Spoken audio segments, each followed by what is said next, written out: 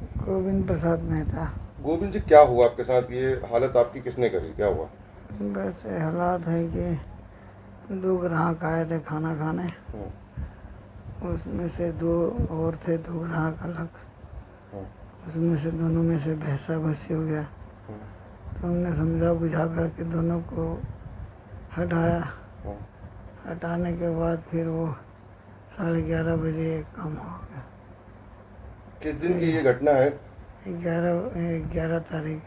जगह अभी तक पुलिस ने कोई कार्रवाई करी? अभी तक तो करी नहीं थी, लेकिन अब करी है। हम्म। आप भी वहाँ दुकान चलाते थे, अब कितना है डर लगा हुआ आपको कि जिस तरीके से दिन दहाड़े रात में आ रहे हैं, उस समय मार के जा रहे हैं आपको? डर तो है। तो अभी उसमें से किसी की पहचान कर पाए हैं आपकी, कौन थे वो लड़के? मैं पहचान नहीं कर पाया हूँ। हम्म। क्या पहले भी आते थे वो लोग खाना खाने? पहले आते थे दो उसमें से। हम्म। कौन थे खाना वो, उनको जानते हैं आप? हैं, जो पहले आते थे उनको जानते नहीं नाम। जानते हैं, जिस तरीके से वो लोग दुकान पे आते हैं उनको? जानता हूँ, हम्म। नाम नहीं जानते हैं, शक्ल से जानते हैं। अच्छा। है ना। तो वो लोग पहले भी आते थे दुकान पे? मारने वाले नहीं आते थे। हम्म, जो खाना खाने दूसरा जो आता था हम्म। उनको जानते थे। वो उसमें पकड़ा है नहीं पकड़ा है ये पता नहीं। तो उस दिन क्या हुआ था? क्या आपसे भी कोई बाताबाती हुई थी, लड़ाई झगड़ा? कोई बात अच्छी थी नहीं, बस वही है कि दोनों आपस में भैंसा भैंसी कर रहे थे, दो ग्राहक, हम्म। दूसरा पार्टी वाला। तो आपने उनको हटा दिया वहाँ से? दोनों को हटाए। हम्म। उसके बाद फिर वो 11:30 बजे रात आए और हमें मारने लगे। अच्छा। अच्छा, उसके बाद पुलिस कंप्लेंट करी आपने जब आपके साथ इस तरीके की मारपीट हुई? हमें कंप्लेन कोई कर। क्या मारपीट हुई, कुछ पता चला? कब हुई थी घटना? ये 11 तारीख को रात में हुआ 11:30 बजे के आसपास। हम्म, ये दो आपस में जैसे कस्टमर थे, बहस कर रहे थे, तो इन्होंने बोले कि कहने मतलब भाई यहाँ से दूर कहने मतलब होके करो, क्योंकि और बाकी कस्टमर लोग के कहने मतलब परेशानी होती है। तो दोनों के कहने मतलब सुलह करके और दोनों को साइड कर दिए। वो तो चले गए। फिर 11:30 बजे रात ला के कहने मतलब आए, रड से कहने मतलब डायरेक्ट आके हमला कर दिया उन्होंने। उसके बाद अस्पताल कौन पहुंचाया इनको? अस्पताल मेरा भाई था हम्म, और एक और यहीं का पड़ोसी है।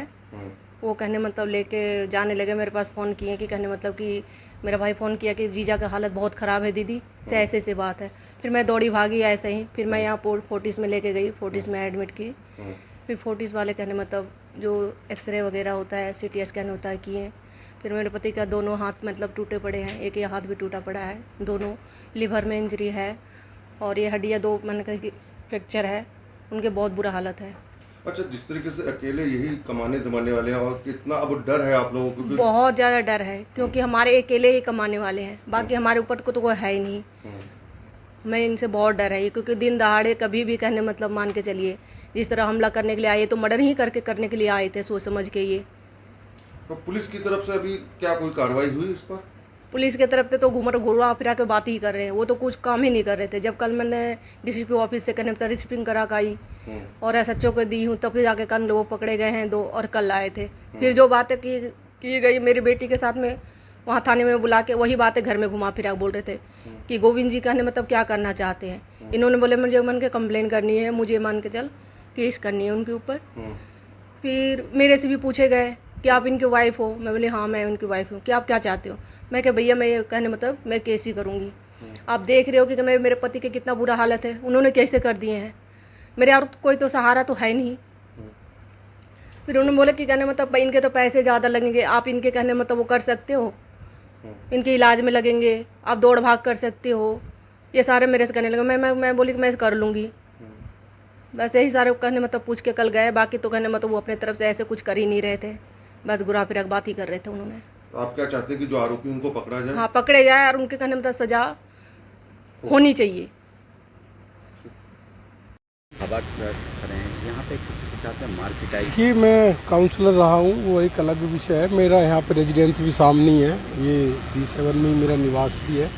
और ये एक ढाबा काफ़ी दिनों से पुराना ढाबा, हम बहुत सालों से देखते आ रहे हैं। और बड़ा ही एक नेक इंसान गोविंद नाम का जो ढाबा मालिक है, वो कम पैसे में गरीब लोगों का पेट भरने का काम करता है। उसको जो जिनकी कमाई का साधन नहीं है या गरीब आदमी उनका पेट भरने का काम करता है, लेकिन कुछ असामाजिक तत्वों ने उसको खाने के बदले में ना पैसे दिए और उसने पैसे मांगे भी तो उसको साथ मार पिटाई की, जो एक बहुत ही घिनौना एक कृत्य है जिसको कह सकते हैं, जितनी निंदा की जाए उतना कम है।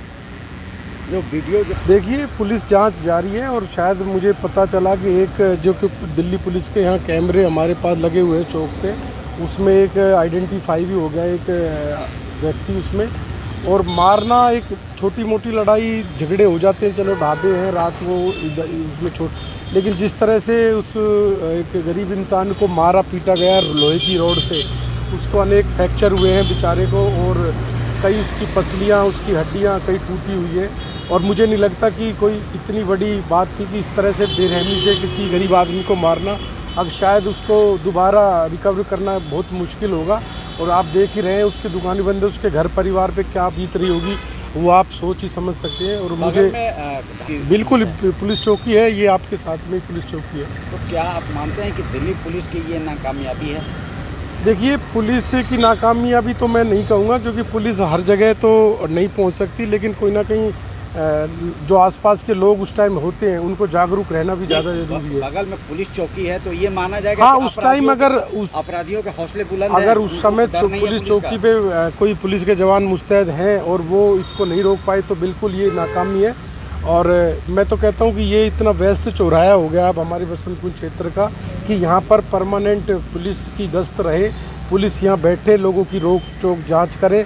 यहाँ पर रात को देखने को आता, मैं भी जब घूमने निकलता हूँ हमारे रेजिडेंट्स निकलते हैं तो यहाँ देखने में आता है कि शराबियों का जमावड़ा होता है यहाँ पर और वो यहाँ पर झुंड बना के खड़े रहते हैं, आती जाती महिलाओं के साथ बदतमीजी करना और यहाँ पर लड़ाई झगड़े को अंजाम देना, इस तरह की अनेक गतिविधियाँ गाड़ियों में करते हैं। फिर वो खुले में पेशाब करते हैं और कोई भी माँ बहन बेटी अगर निकलती है तो उनके साथ मिसबिहेव करते हैं, बदतमीजियाँ करते हैं। इस तरह की घटनाएं आगे ना हो, इस तरह के जो गलत लोग हैं उनको रोकथाम बहुत ज़रूरी है, उनकी रोकथाम।